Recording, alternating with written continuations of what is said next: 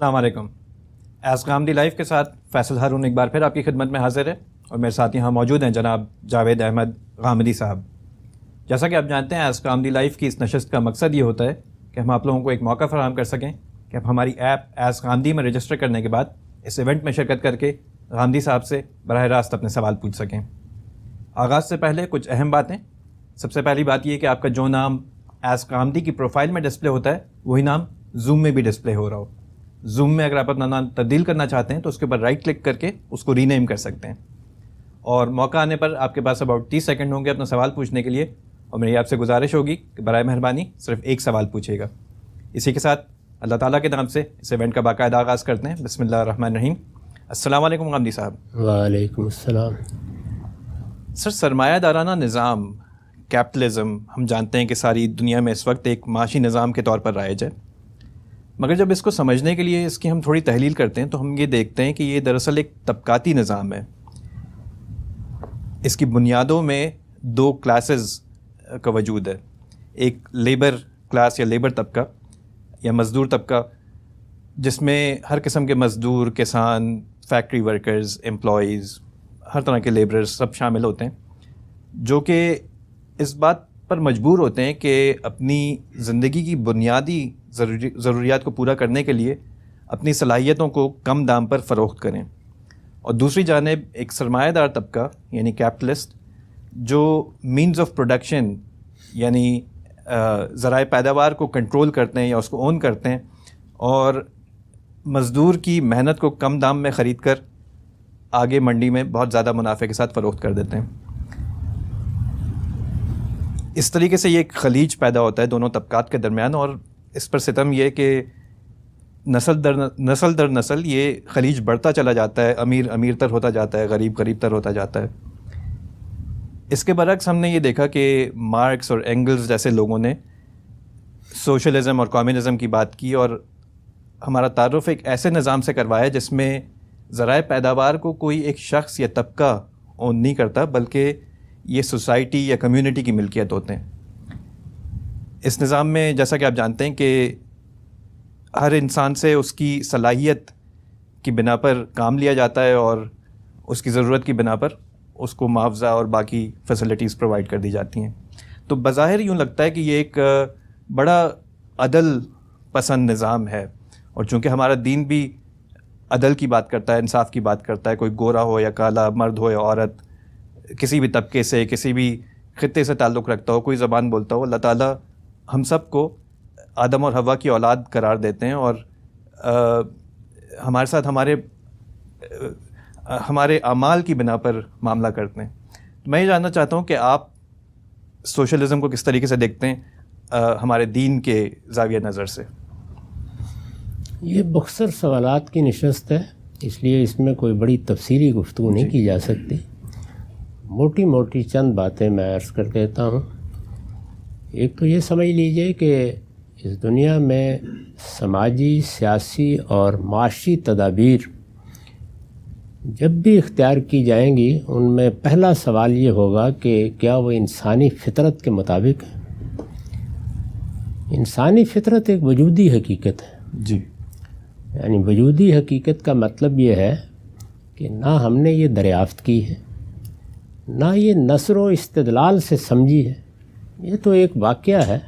بالکل. یعنی میں جیسا ہوں, آپ جس طرح کے ہیں ایسے ہیں.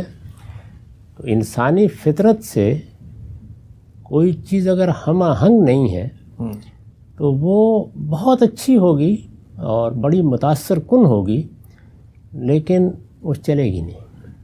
یہی دنیا کا تجربہ ہے. خود اللہ تعالیٰ نے اپنے دین کے بارے میں بھی اس کو معیار کے طور پر پیش کیا اور یہ کہا ہے کہ یہ دین انسانی فطرت پر مبنی ہے. فطرت اللہ التی فطر الناس علیہا. فطرت جس طریقے سے دین کے مبادی رکھتی ہے, اگر دین اس سے ہم آہنگ نہ ہو تو وہ دین نہیں بنتا. اور اگر اسے بنانے کی صحیح کی جائے تو انسانی فطرت جلد یا بدیر اس کو اگل دیتی ہے. جیسے دیو مالاؤں پر, مشرکانہ تصورات پر جو دین بنایا گیا وہ ایسے ہی بے معنی ہو کے رہ گیا. جی. اسی طرح کی صورتحال سیاست اور معیشت میں ہے. تو انسان، اس میں تو شبہ نہیں کہ سب آدم و حوا کی اولاد ہیں، لیکن انسانوں کے مابین اللہ تعالیٰ نے صلاحیتوں کے لحاظ سے، افتاد طبع کے لحاظ سے، مزاج کے لحاظ سے، کام کرنے کی اہلیت کے لحاظ سے، کام کرنے کے شوق کے لحاظ سے، چیزوں کو ہدف بنا کر سرگرم ہونے کے لحاظ سے، غرض یہ کہ ہزار اعتبارات سے ہزار فرق پیدا کر دیے ہیں. بالکل. تو اب ظاہر ہے کہ یہ اتنا تنوع ہے کہ اس تنوع کو آپ کسی ایک فارمولے میں نہیں ڈال سکتے. مثال کے طور پر یہی بات کہ ہم لوگوں سے ان کی صلاحیت کے مطابق کام لیں گے، تو صلاحیت کا کون تعین کرے گا، اور صلاحیت کا ظہور کس کس صورت میں ہو جائے گا، اور صلاحیت مختلف مواقع پر کیا شکلیں اختیار کرتی ہے. کیپٹلزم یا سرمایہ داران نظام بھی صلاحیت تو دیکھتا ہی ہے، جی، یعنی صلاحیت ہی خریدی جاتی ہے، صلاحیت ہی کی قیمت ادا کی جاتی ہے، دیکھا تو صلاحیت ہی کو جاتا ہے. جی.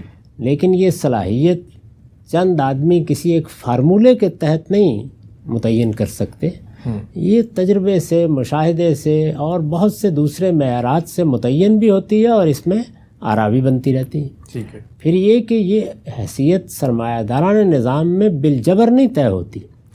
میری صلاحیت کا ایک جگہ پہ غلط اندازہ لگایا گیا ہے، میرے پاس دوسرا راستہ کھلا ہے.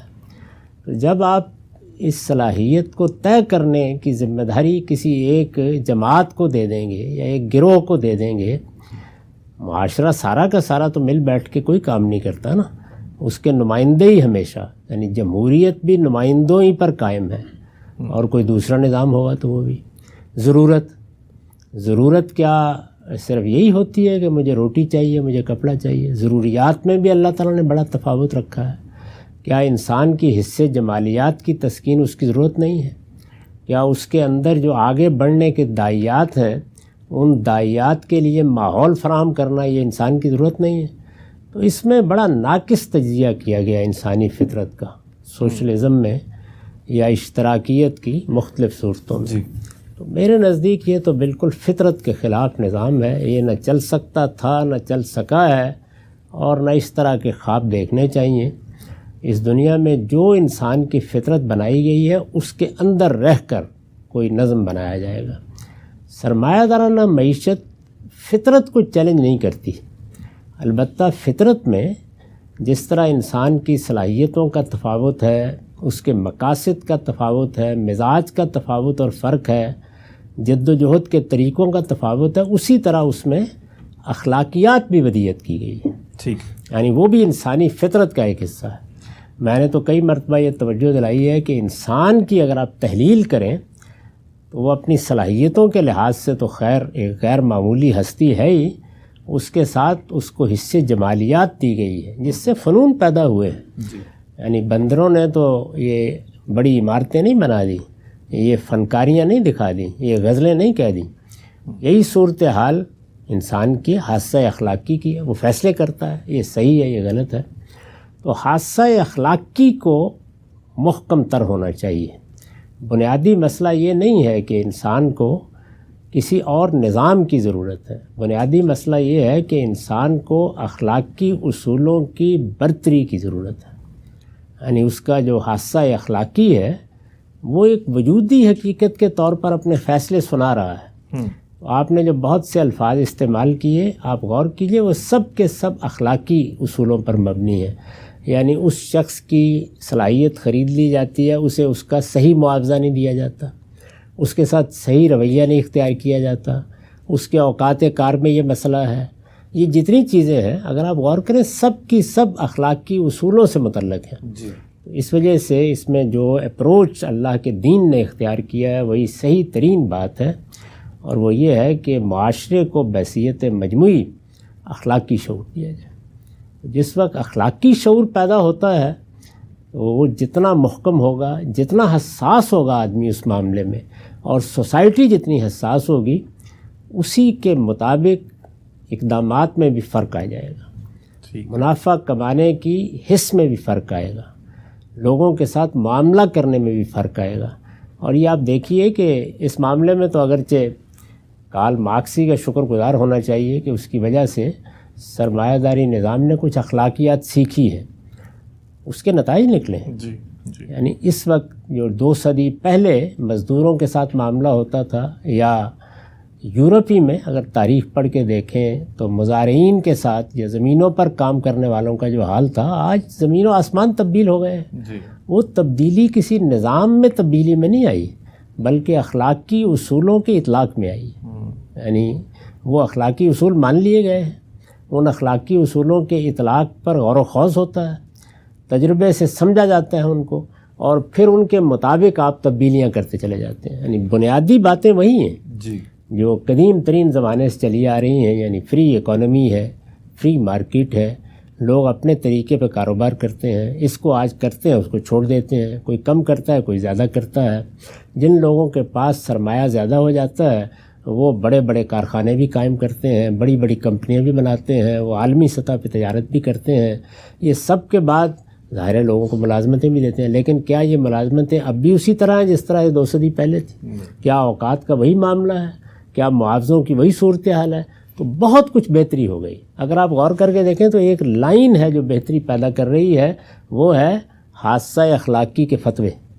یعنی وہ دیتا چلا جاتا ہے، جتنا انسان قبول کرتا ہے اتنا زیادہ وہ قریب۔ رسول اللہ صلی اللہ علیہ وسلم نے بھی اپنے زمانے میں یہی کیا، کسی چیز کو نہیں چھیڑا، قبائلی معاشرت کو نہیں چھیڑا، قبائلی سماج کو نہیں چھیڑا، اس وقت کی جو سیاسی اقدار تھیں ان کو نہیں چھیڑا، جو نظم بنا ہوا تھا اس میں کسی قسم کا کوئی تغیر نہیں کیا، اس دنیا کو جو آپ کو ملی اسی سے آگے لے کے، لیکن جس چیز کو ہدف بنا دیا وہ کیا تھا؟ وہ اخلاقی اصول۔ یعنی خواہ وہ غلامی تھی اس پر اطلاق کیا ان کا، اس شدت سے کیا کہ ان کو اٹھا کے کہیں سے کہیں پہنچا دیا۔ اسی طرح کا معاملہ زمینوں کے ساتھ دوسری چیزوں کے ساتھ کیا۔ تو میرے نزدیک صحیح بات یہ ہے کہ سرمایہ داری نظام ہی انسانی فطرت کے مطابق ہے، یہی چلے گا قیامت تک۔ آپ اس جگہ کوئی دوسری چیز نہیں لا سکتے، البتہ یہ بے رحم ہو جاتا ہے اور ظالم ہو جاتا ہے، اور اسی طرح ہوتا ہے جس طرح کہ انسان اخلاقی اصولوں سے گریز کرے تو گھر میں بھی ہو جاتا ہے۔ جی، اصل چیز اخلاقی اصولوں کی تبلیغ، اخلاقی اصولوں کی برتری، اخلاقی اصولوں کا تفوق، اور اگر وہ مذہبی قوت کے ساتھ ہو تو کیا کہنے، اس تک نوبت پہنچ جاتی ہے۔ یہ بات البتہ خود اللہ کی کتاب نے بھی کہہ دی ہے کہ جو قومی املاک ہیں وہ نجی ملکیت میں نہیں دینی چاہیے، ٹھیک، یہ بات کہہ دی ہے، اور قومی املاک میں سب سے بڑی چیز زمین اور اس کے خزائن ہیں۔ یہ بات ٹھیک ہے، بالکل اس کا اطلاق ضرور کرنا چاہیے، لیکن اس کے اطلاق کا بندوبست کیا ہوگا؟ وہ بندوبست وہی ہوگا جو سرمایہ دارانہ معیشت میں کیا جاتا ہے، وہ نہیں ہو سکتا جس کا خواب کارل مارکس اور ان لوگوں نے دیکھا۔ ٹھیک ہے سر، بہت شکریہ، آپ نے بہت اچھی طریقے سے اپنی بات کو واضح کیا۔ ہم سوالات کی جانب بڑھتے ہیں۔ سب سے پہلا ہم سوال لیتے ہیں ثقلین شفقت کا۔ ثقلین، آپ اپنا سوال پوچھ لیجئے۔ ثقلین شفقت، اپنا سوال پوچھ لیجئے۔ اچھا جی، آگے بڑھتے ہیں۔ اگلا سوال ہم دیتے ہیں مریم کا۔ مریم، آپ اپنا سوال پوچھ لیجئے۔ مریم، اپنا سوال پوچھ لیجئے۔ ایک منٹ۔ السلام علیکم غامدی صاحب۔ جی، وعلیکم السلام۔ وعلیکم السلام۔ جی میری ایک ریکویسٹ ہے، یہ اور پھر میں سوال پوچھتی ہوں۔ یہ جو 40 منٹ کا سیشن ہے اس میں بہت سارے ممبرز کی باری نہیں آتی، جس کی وجہ سے انہیں 3 سے 4 مہینے ویٹ کرنا پڑتا ہے، تو کائنڈلی یا آپ تھوڑا سا ٹائم بڑھا دیں، یا جو سوال پہلے ریپیٹ ہو چکے ہیں ان کا کائنڈلی مختصر جواب دے دیں، یا کائنڈلی یہ جو آپ کے ہوسٹ ہے وہ اگر اپنا سوال 5 سے 10 منٹ میں کرنے کی بجائے اس وقت کو بھی سوالوں میں لے لیں، باقیوں کے سوالوں میں، تو یہ آپ دیکھ لیں۔ اور سوال میرا یہ ہے کہ قرآن اور پرانی الہامی کتابوں کی کچھ باتوں میں شارپ کانٹراسٹ ہے، جن کی وجہ سے اگر علم نہ ہو تو عقل دھوکہ کھا سکتی ہے، تو وہ باتیں ان کتابوں کی جنہیں قرآن نے اسپیسیفکلی کانٹرڈکٹ نہیں کیا، انہیں کیسے اللہ کی بات مان کر ایکسیپٹ کر لیں؟ ٹھیک ہے جی، شکریہ۔ قرآن مجید نے تورات کی تصدیق کی ہے، انجیل کی تصدیق کی ہے، اسی طرح زبور کی تصدیق کی ہے، البتہ تنبیہ کی ہے کہ یہ کتابیں جس صورت میں ہیں اس میں قرآن مجید کی روشنی کے بغیر ان کی طرف رجوع نہیں کیا جا سکتا۔ اس کو اس طرح بیان کیا ہے سورہ مائدہ میں کہ یہ قرآن ہم نے مہیمناً علیہ اتارا ہے، یعنی یہ قرآن اب فیصلہ کرے گا کہ کس چیز کو کس زاویے سے اور کس طرح دیکھنا ہے۔ اس کی وجہ کیا ہے؟ اس کی وجہ یہ ہے کہ اگر تو یہ کتابیں اپنی اصل زبان میں محفوظ رہتی تو بالکل ان کی وہی حیثیت ہوتی جو حیثیت اللہ کی کتاب کی حیثیت سے ہونی چاہیے۔ لوگوں نے ان کو ترجمہ کر دیا ہے۔ ترجمے میں مدعا تو بڑی حد تک بیان ہو جاتا ہے، لیکن انسان داخل ہوتا ہے، غلطی ہو سکتی ہے، اور ایسا بھی ہوتا ہے کہ اگر تاریخ محفوظ نہ ہو، جیسے کہ ان کتابوں کی تاریخ محفوظ نہیں رہ سکی پوری، اس کے نتیجے میں یہ متعین کرنا بھی مشکل ہو جاتا ہے کہ کہاں غلطی ہوئی ہے یا کہاں کوئی چیز داخل ہو گئی ہے یا انسان نے اپنے فہم سے کس چیز میں کیا تغیر و تبدل کر دیا ہے۔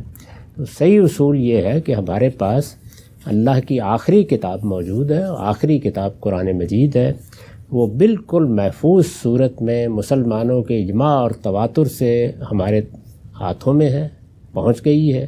ہم اس کو پورے یقین کے ساتھ اللہ کی کتاب کی حیثیت سے دیکھ سکتے، پڑھ سکتے ہیں۔ اس کو سامنے رکھ کر وہ اصول سمجھ لیے جائیں گے جو اللہ تعالیٰ نے بیان فرمائے ہیں، پھر ان کی روشنی میں آپ ان کتابوں کو پڑھیں گے۔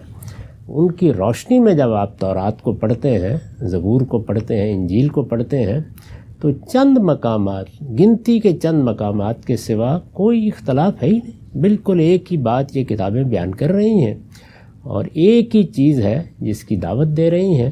ان میں پھر بڑی روشنی نظر آتی ہے اور آدمی ان سے بڑی ہدایت حاصل کرتا ہے۔ میں تو کئی بار لوگوں کو توجہ دلاتا ہوں کہ ان کو اگر اطلاقی شرک کو سمجھنا ہو تو قرآن مجید سے بھی زیادہ وضاحت کے ساتھ اسے تورات بیان کرتی ہے۔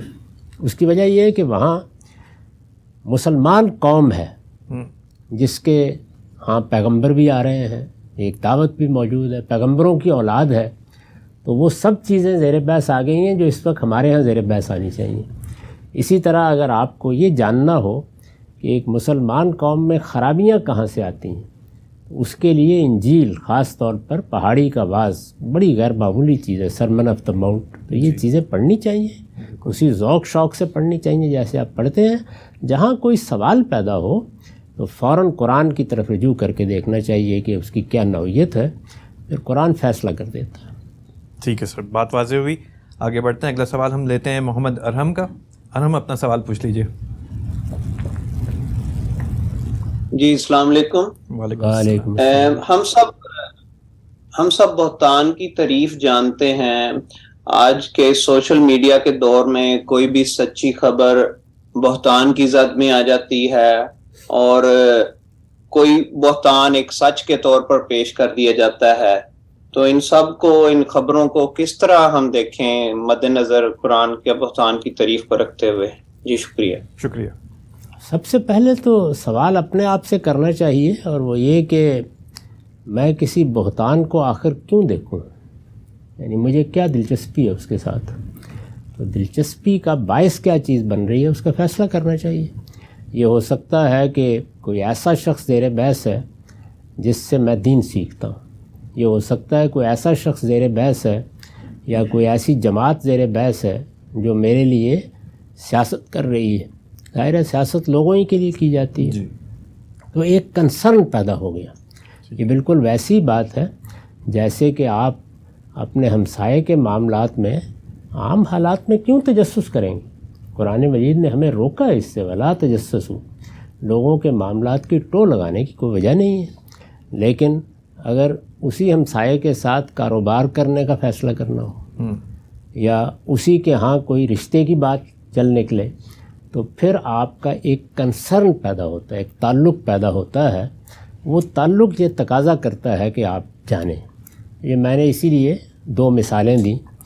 اس میں اگر کوئی چیز آپ کے سامنے آتی ہے تو پھر اس کا اسی طرح جائزہ لینا چاہیے، وہ ماضی کی ہو، وہ حال کی ہو۔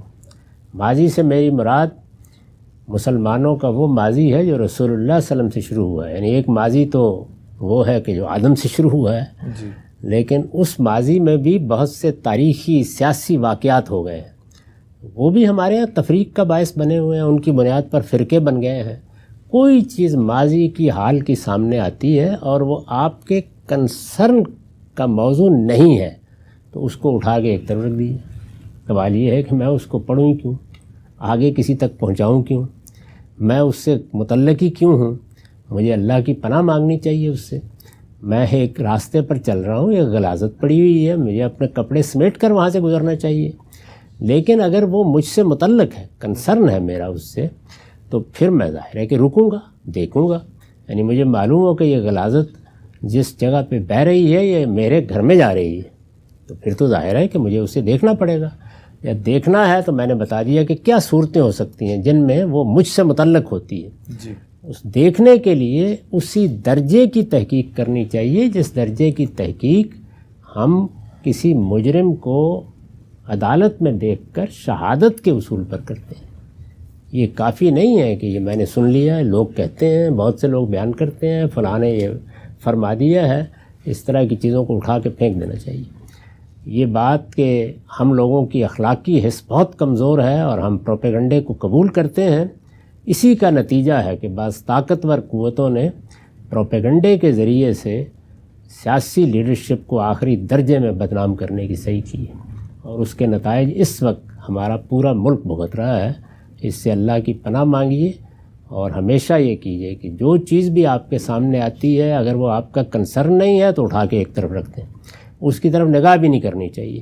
اگر وہ کنسرن ہے، اور میں نے عرض کر دیا کہ کس پہلو سے کنسرن ہوتا ہے، پھر تحقیق کریں، ورنہ زبان نہ کھولیں۔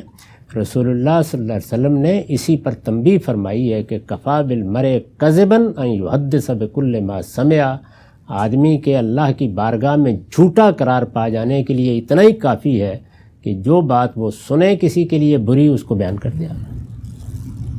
ٹھیک ہے سر، بہت شکریہ، بات واضح ہوئی، آگے بڑھتے ہیں۔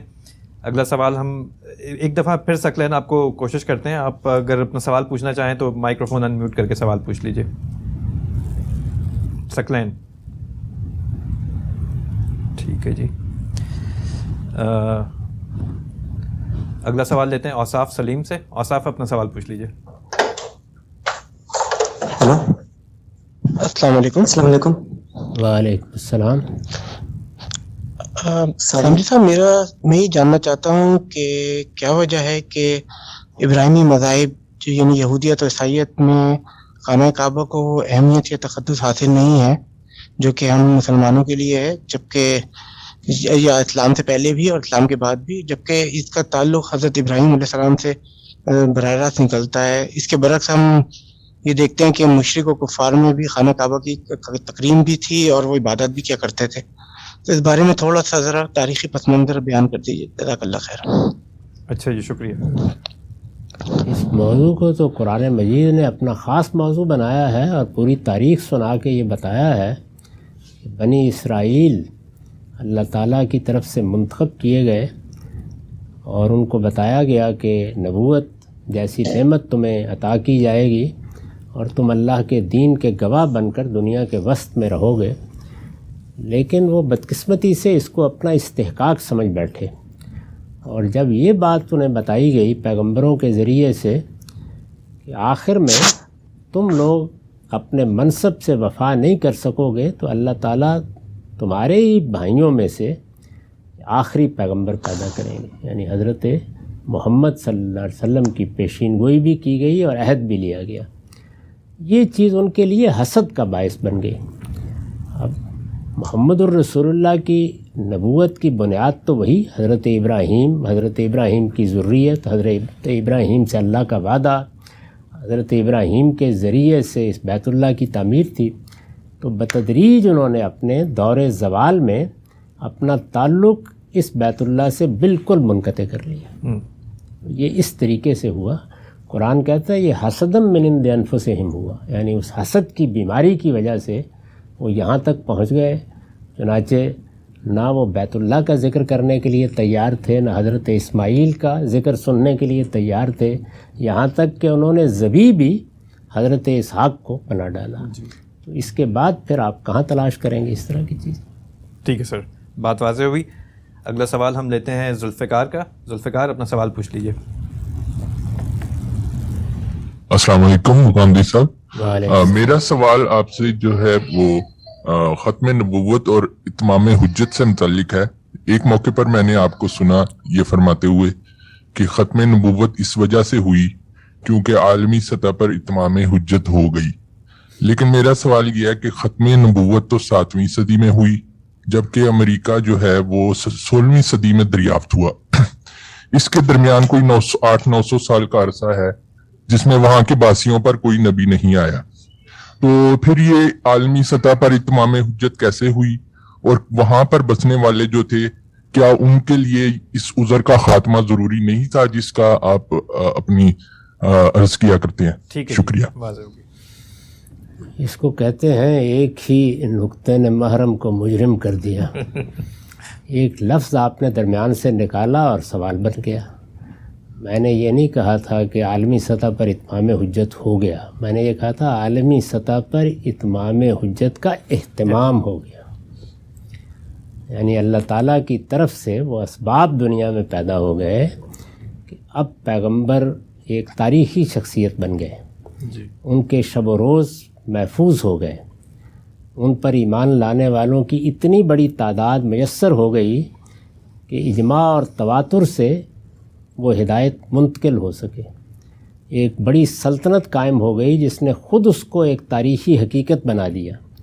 قرآن مجید کا بالکل محفوظ صورت میں پہنچنا ممکن ہو گیا اور وہ ہمارے ہاتھوں میں اسی وجہ سے ہے.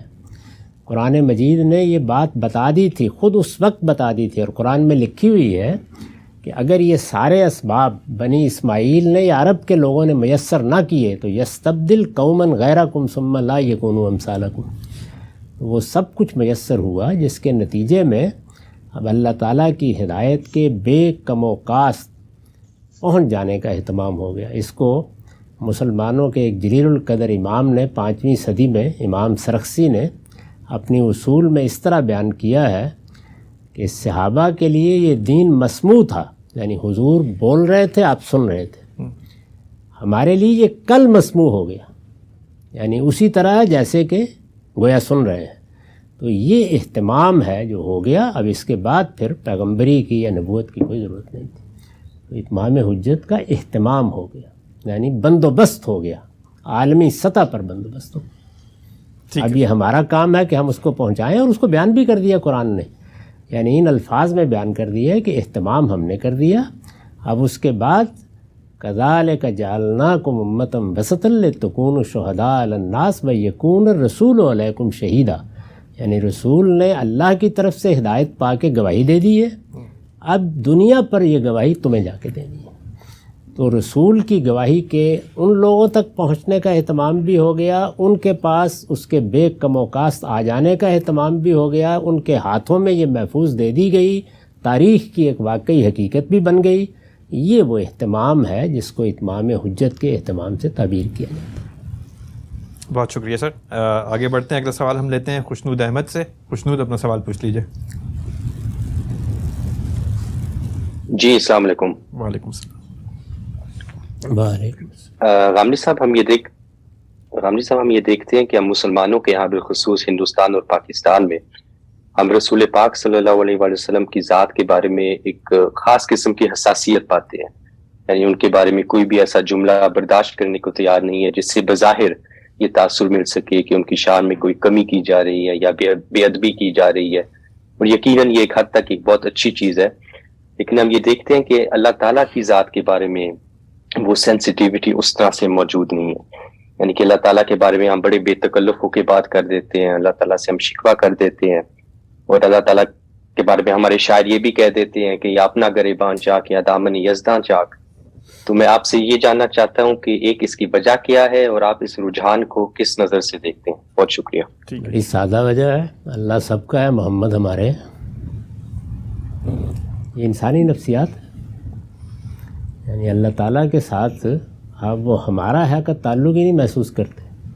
یہ میں کوئی مدح نہیں کر رہا بلکہ اس انسانی کمزوری کی طرف توجہ دلا رہا ہوں. یہی بات ہے جو مولانا محمود الحسن نے شیخ الہند جنہیں کہا جاتا ہے ایک موقع پر مولانا مناظر حسن گیلانی کو غالباً کہی تھی جب انہوں نے پوچھا کہ یہ کیا سبب ہے مسلمان اتنے زیادہ، انہوں نے کہا کہ وہ رسول اللہ کی حمایت یا حمیت میں نہیں اٹھ کھڑے ہوتے، اصل میں اپنی حمایت اور حمیت میں اٹھتے ہیں. یہ وجہ ہوتی ہے اس کی.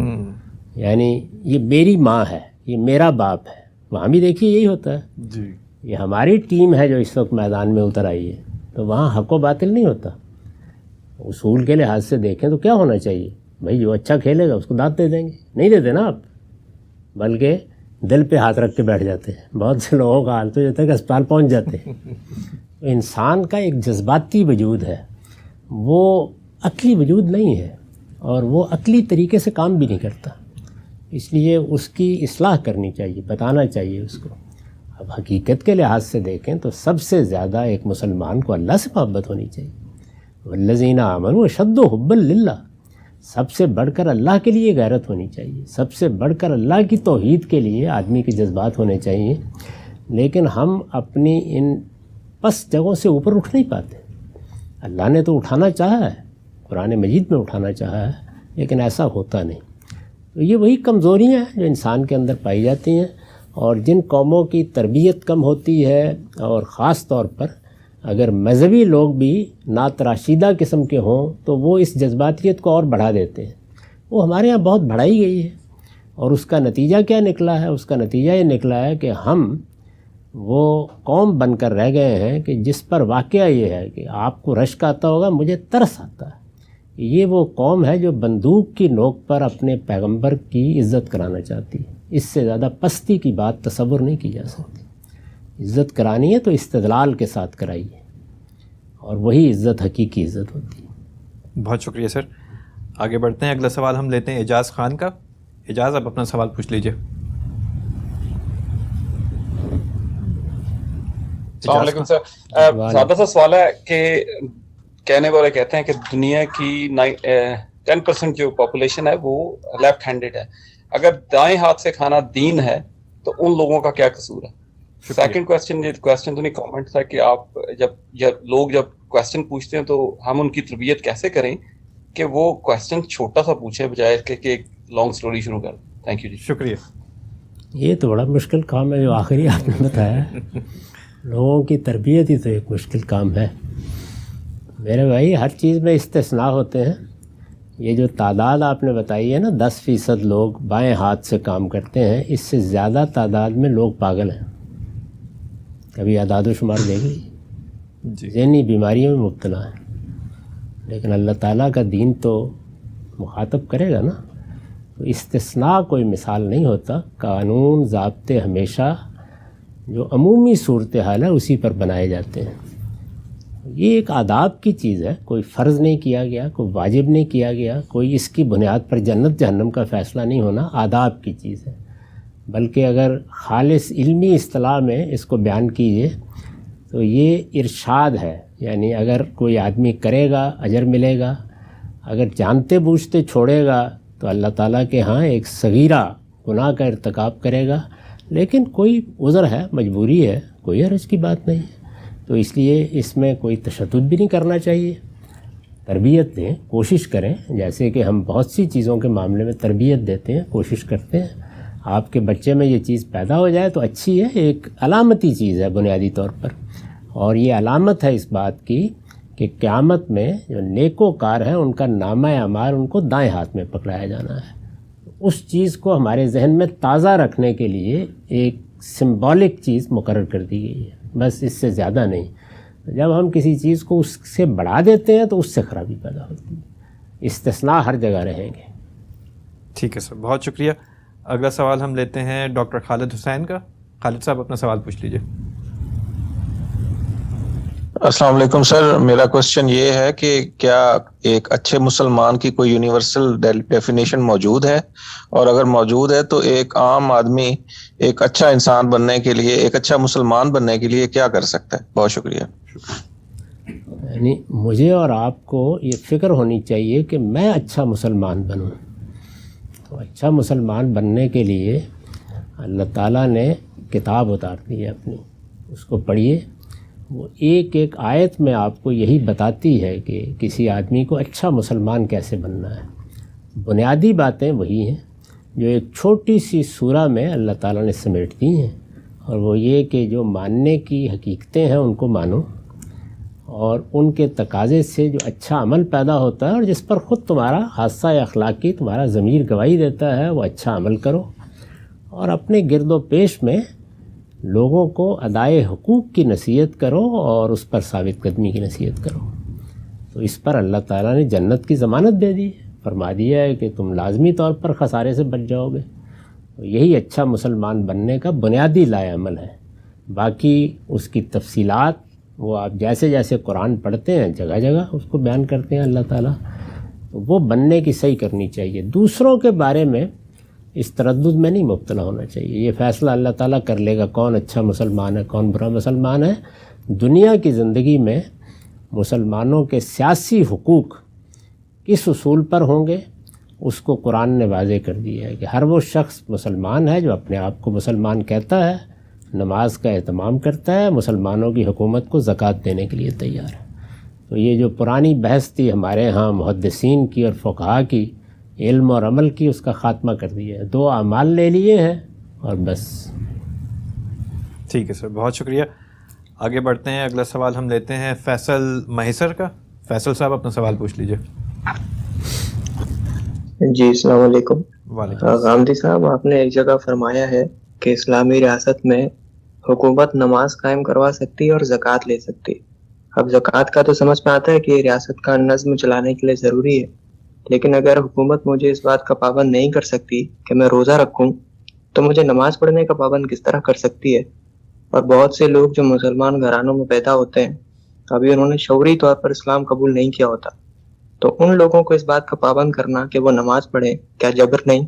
شکریہ۔ یہ بات جہاں آپ نے پڑھی ہے وہیں اس کی وضاحت موجود ہے۔ قانون سیاست نکالی ہے، اس میں بتایا گیا ہے کہ نماز کی پابندی سے مراد کیا ہے، اس میں وہ ساری بات بیان کر دی گئی ہے۔ جو بات آپ نے سمجھی ہے وہ اس میں کہیں بیان نہیں ہوئی۔ یہ بات البتہ ٹھیک ہے کہ اگر کوئی آدمی کہتا ہے کہ میں تو نماز پڑھنے کے لیے تیار نہیں ہوں، تو پھر وہ سیاسی حقوق میں برابری کا مطالبہ بھی نہیں کر سکتا مذہبی بنیاد پر۔ دنیوی حقوق تو سب کے برابر ہیں۔ جی ٹھیک ہے جی، اگلا سوال توصیف چودھری کا لیتے ہیں۔ توصیف اپنا سوال پوچھ لیجیے۔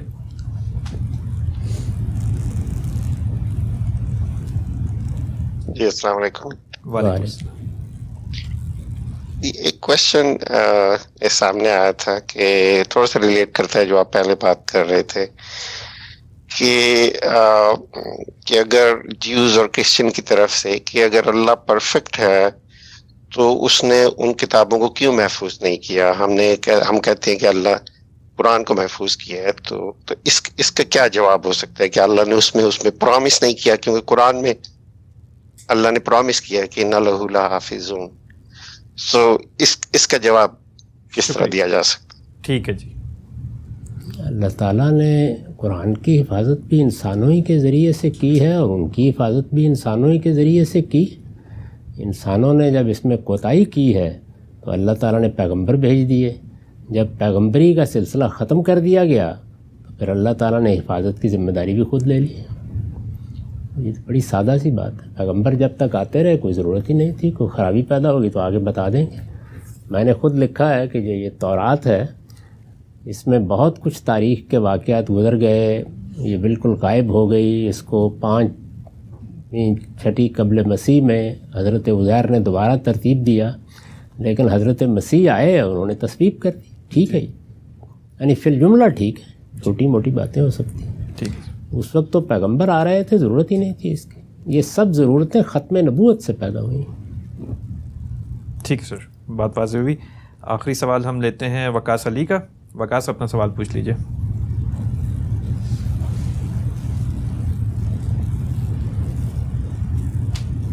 وقاص علی، آپ کی آواز نہیں آ رہی۔ ایک اور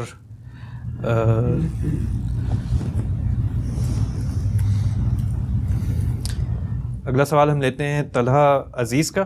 طلحہ آپ اپنا سوال پوچھ لیں۔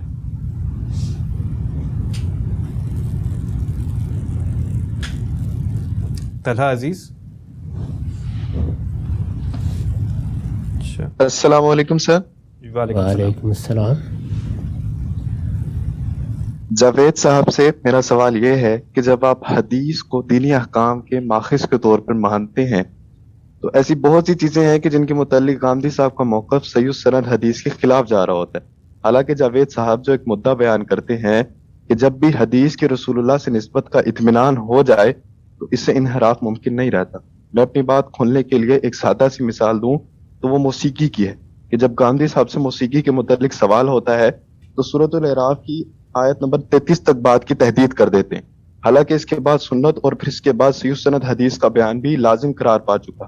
جیسا کہ روایت ملتی ہے کہ رسول اللہ صلی اللہ علیہ وسلم نے فرمایا مجھے اولاد موسیقی توڑنے کے لیے بھیجا گیا ہے، اور اس طرح کی دیگر روایات. تو میرا سوال کرنے کا بنیادی مقصد موسیقی ہو یا حوروں کا بیان ہو، قل صراط ہو یا نزول مسیح ہو، عذاب قبر ہو یا مستورات کے پردے کے مسائل ہوں، ان تمام تر موضوعات کے بیان کی اساس کو سمجھنا ہے کہ جس کے تحت گاندھی صاحب ان جیسے جرجروں مسائل پر صحیح سند حدیث سے عاری ہو کر یا اس کے برعکس موقف پیش کر رہے ہوتے ہیں. شکریہ. واضح ہوگی بات. اس طرح کی باتیں محض سننے کے نتیجے میں سمجھ میں نہیں آتی. آپ نے یہاں سے سن لیا، وہاں سے سن لیا. موسیقی کی تمام روایات، ایک ایک روایت کو جمع کر کے ایک ایک روایت کا مطلب واضح کیا گیا. یہ شائع ہو چکا ہے، اس پر گفتگو ہو چکی ہے، اس پر اعتراضات سیریز میں بات ہو چکی ہے. اگر آپ اس کے بعد یہ سوال کر رہے ہیں تو صرف داد دی جا سکتی. جی، اس کے اندر غامدی صاحب کی رسپانس ٹو 23 کوسچنز جو سیریز ہے وہ آپ دیکھ لیں، اس کے اندر آپ کو تمام ان چیزوں کے جواب مل جائیں گے. اگر آپ کو نہ ملے تو آپ ایس غامدی میں بھی پوسٹ کر سکتے ہیں، آپ کی مدد کر دی جائے گی. اسی کے ساتھ آج کی ایس غامدی لائف کی اس نشست کا وقت ختم ہوتا ہے. آپ میں سے وہ لوگ جنہوں نے اس ایونٹ کے لیے رجسٹر کیا، آج شرکت بھی کی مگر ان کی باری نہیں آ پائی، ان کو انشاءاللہ ہم اگلی نشست میں پرائرٹی رجسٹریشن کا موقع دیں گے. اس کی تفصیلات آپ کے ساتھ بذریعہ ای میل شیئر کر دی جائیں گی. اسی کے ساتھ آپ سب کا بہت بہت شکریہ. غامدی صاحب آپ کا بہت بہت شکریہ. فیصل ہارون کو اجازت دیجیے، زندگی رہی تو انشاءاللہ پھر ملیں گے. اپنا خیال رکھیے. اللہ حافظ.